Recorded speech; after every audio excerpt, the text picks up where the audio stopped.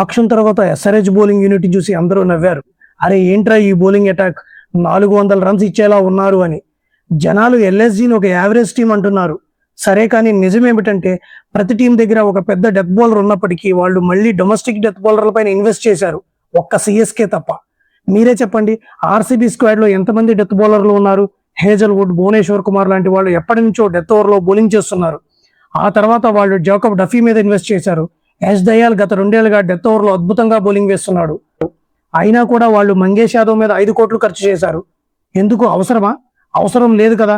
కానీ అన్ని టీమ్స్ కి ఒక ఫ్యూచర్ విజన్ ఉంటుంది. ఏదైనా డొమెస్టిక్ బౌలర్ మీద ఇన్వెస్ట్ చేస్తే భవిష్యత్తులో పనికొస్తాడని. ఫారెన్ ప్లేయర్లు ఎప్పుడు నమ్మలేం. వాళ్ళు ఎప్పుడు అన్ఫిట్ అవుతారో, ఎప్పుడు వదిలేసి వెళ్ళిపోతారో ఎవరికీ తెలియదు. అందుకే అందరూ ఇన్వెస్ట్ చేశారు.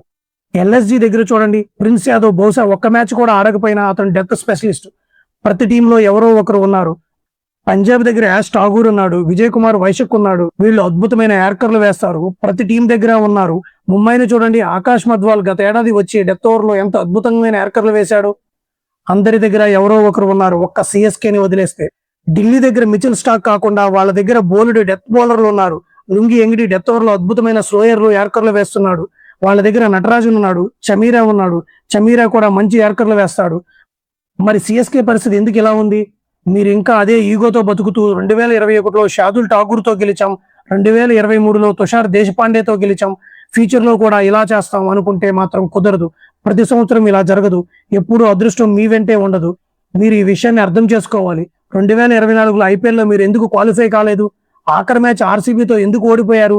ఆ మ్యాచ్ లో మీరు ఎప్పుడైనా విశ్లేషించారా? మీ డెత్ బౌలర్లు అందరూ ఫుల్ టాసుల మీద ఫుల్ టాసులు వేశారు. పతిరానాకు గాయమైంది, మిగిలిన తుషార్ దేశపాండే ఫుల్ టాసులు.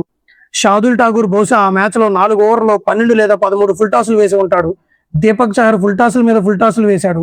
ఆ సీజన్ మొత్తం అందరూ ఇదే పని చేశారు. ఆ తర్వాత కూడా మీరు ఎప్పుడు ఆలోచించలేదా, ఒక ఇండియన్ పేసర్ పై ఇన్వెస్ట్ చేద్దాం, అతన్ని 2-3 ఏళ్లలో గ్రోమ్ చేసి డెత్ బౌలర్ గా తయారు చేద్దామని? అలా చేసి ఉంటే ఈ రోజు మీకు ఈ పరిస్థితి వచ్చేది కాదు. నేను వారం రోజుల క్రితం సిఎస్కే స్క్వాడ్ రివ్యూ చేసినప్పుడు నేతన్ ఎల్లిస్కి ఏమీ కాకూడదని ప్రార్థించింది అని చెప్పాను. ఒక్కసారి కావాలంటే చూడండి ఆ వీడియోని. నేను దేని గురించి భయపడ్డానో అదే జరిగింది. ఇప్పుడు హ్యామ్స్ట్రింగ్ ఇంజరీ వల్ల సీజన్ మొత్తంకి దూరం అయ్యాడు నేతన్ ఎల్లిస్. మరి ఇతని ప్లేస్ లో రీప్లేస్మెంట్ ఎవరు? దీనికి సొల్యూషన్ ఏమీ లేదు. నాకు కనిపించే ఒకే ఒక సొల్యూషన్ ఏమిటంటే, ఈ మధ్య సోషల్ మీడియాలో నేతన్ ఎల్లిస్ని ఇతను రీప్లేస్ చేస్తాడు, అతను రీప్లేస్ చేస్తాడు అని చెప్పిన బౌలర్లందరి గురించి నేను స్టడీ చేసి వచ్చాను. ఒక్కొక్కరి గురించి మాట్లాడుకుందాం. షమార్ జోసెఫ్, ఇతను T20 వరల్డ్ కప్ ఆడాడు కదా. సౌత్ ఆఫ్రికాతో మ్యాచ్ లో 2 ఓవర్లో 24 రన్స్ ఇచ్చాడు. ఇండియా పైన 4 ఓవర్లో 42 రన్స్ 2 వికెట్లు తీశాడు. డెత్ ఓవర్లో అంత గొప్పగా చేసిందేమీ లేదు. ఎల్ఎస్జీ కోసం ఒక మ్యాచ్ ఆడాడు, 4 ఓవర్లో 47 రన్స్ సమర్పించుకున్నాడు. ఆ తర్వాత అన్సోల్డ్ గా మిగిలిపోయాడు. కాబట్టి షమార్ జోసెఫ్ నా ఉద్దేశం అసలు కరెక్ట్ కాదు. టైమల్ మిల్స్ డెత్ ఓవర్ లో అద్భుతమైన బౌలర్ అని ఎవరో అన్నారు. 2022 ఐపీఎల్లో ఎంఐ కోసం 11 ఎకానమీతో బౌలింగ్ చేశాడు. కొందరు ఆండ్రూ టై అంటున్నారు. వద్దు బాస్, అతని దగ్గర యార్కర్లు ఏమీ లేవు. ఈ రోజుల్లో ఆండ్రూ టై అసలు మోడర్న్ క్రికెట్ కి సెట్ అవ్వడు. పాపులర్ చాయిస్ అయిన బాట్మ్యాన్ ఈసారి సౌత్ ఆఫ్రికా T20 లీగ్ లో వికెట్లు బాగా తీశాడు. కానీ ప్రస్తుతం జరుగుతున్న New Zealand versus south Africa T20 series లో బాట్మ్యాన్ వేసిన ప్రతి ఓవర్ ను నేను చూడడానికి ప్రయత్నించాను. అతను పెద్దగా యార్కర్లు ఏమీ వేయటం లేదు. బాట్మ్యాన్ వైపు నుండి అంత స్పెషల్ గా ఏమీ లేదు. క్వైట్ జీని చూశాను. 2024లో ఐపీఎల్లో ముంబైకి 10 ఎకానమీతో, 2025లో గుజరాత్ కి 11 ఎకానమీతో ఇండియాకు వచ్చి బాగా చేస్తాడనడానికి ఛాన్సే లేదు. జై రిచర్డ్సన్ ఎప్పుడు గాయాల పాలయ్యే ప్లేయర్. విలియం ఓర్కే అని కొందరు అంటున్నారు. ముందుగా ఆ స్టీఫెన్ ఫ్లెమింగ్ ని ఆపండి. అతను మళ్ళీ ఎవరో ఒకరిని న్యూజిలాండ్ నుంచి పట్టుకొస్తాడు. ఓర్కీ గతంలో ఐపీఎల్ ఆడినప్పుడు 13 ఎకానమీతో బౌలింగ్ చేశాడు. ఫజుల్ హుక్ ఫరూకీ గత ఏడాది రాజస్థాన్ తరపున ఒక్క వికెట్ కూడా తీయలేదు, 12 ఎకానమీతో బౌలింగ్ వేశాడు. నా లెక్క ప్రకారం ది బెస్ట్ చాయిస్ ఎవరంటే నవీన్ ఉల్ హక్. అతనికి మంచి స్వింగ్ దొరుకుతుంది, యార్కర్లు వేస్తాడు. కానీ ఇతను కూడా ఇంజరీ ప్లేయర్. నాకు కాస్త కోస్తా బెటర్ అనిపించింది ఒకే ఒక బౌలర్, యుఎస్ఏకి చెందిన షాడ్లీ వాన్ షాల్విక్. T20 వరల్డ్ కప్ లో పెద్ద టీమ్స్ పైన 4 వికెట్లు చొప్పున తీశాడు. డెత్ ఓవర్ లో కూడా బాగానే బౌలింగ్ చేశాడు. కానీ అతని బౌలింగ్ లో ఎక్కడా అసలు యార్కర్లే లేవు. కేవలం హాఫ్ కట్టర్ మీద హాఫ్ కట్టర్లు వేస్తాడు. ఆ కట్టర్లు ఐపీఎల్ లో పనిచేస్తాయో లేదో చూడాలి. బహుశా బాట్మ్యాన్ ఆర్ఆర్ తీసుకుంటున్నట్లుంది. కాబట్టి నేతన్ ఎల్లిస్ పర్ఫెక్ట్ గా రీప్లేస్ చేయగల ఓవర్సీస్ బౌలర్ నాకెవరూ కనిపించడం లేదు. సో మళ్ళీ తిరిగి మన ఇండియన్ బౌలర్ లిస్ట్ దగ్గరికి వెళ్దాం. అందరిలో ఆకాష్ మధ్వాల్ పేరు బాగా వినిపిస్తుంది. డొమెస్టిక్ సయీద్ ముస్తక్ అలీ ట్రోఫీలో దారుణంగా బౌలింగ్ చేసిన, గత 2 ఏళ్లుగా 11 ఎకానమీతో బౌలింగ్ చేస్తున్న సిఎస్కే డెత్ బౌలర్ గా వాడుకోవాలా? దయచేసి వద్దు సార్. మీరు చెప్పిన బౌలర్లందరినీ చూశాను, నాకెవరు అంత స్పెషల్ గా అనిపించడం లేదు. నాకొక చాయిస్ ఉంది. గత ఏడాది సిఎస్కేలోనే ఉన్న కమలేష్ నగర్కోటి, అండర్-19 వరల్డ్ కప్ లో మంచి పర్ఫార్మెన్స్ ఇచ్చాడు. ఈ ఏడాది సయీద్ ముస్తక్ అలీ ట్రోఫీలో 8 ఎకానమీతో 13 వికెట్లు తీశాడు. అతను ఇప్పటికే సిఎస్కేతో 1 సంవత్సరం ట్రావెల్ అయ్యాడు కాబట్టి అతను మళ్ళీ తిరిగి పిలిపించుకోండి. ఒకవేళ కాదనుకుంటే సిఎస్కే స్క్వాడ్ లో అద్భుతంగా బౌలింగ్ చేయగల 2 బౌలర్లు ఉన్నారు.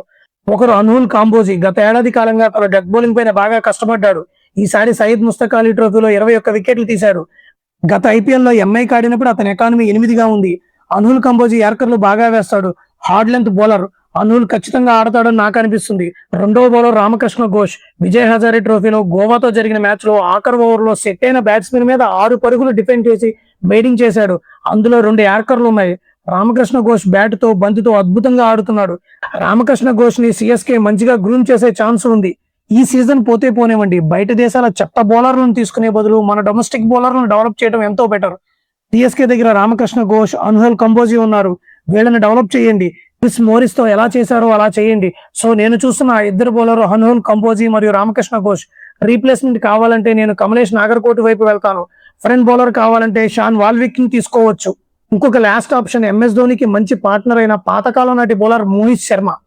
మోహిత్ శర్మను మళ్ళీ తీసుకురావడానికి ఒక ఛాన్స్ ఉంది. అతని దగ్గర ఆఫ్ కట్టర్లు ఉన్నాయి, స్లో బాల్స్, యార్కర్లు ఉన్నాయి. కనీసం డెత్ ఓవర్ లో బౌలింగ్ చేయడానికి కావాల్సిన స్కిల్స్ అతని దగ్గర ఉన్నాయి.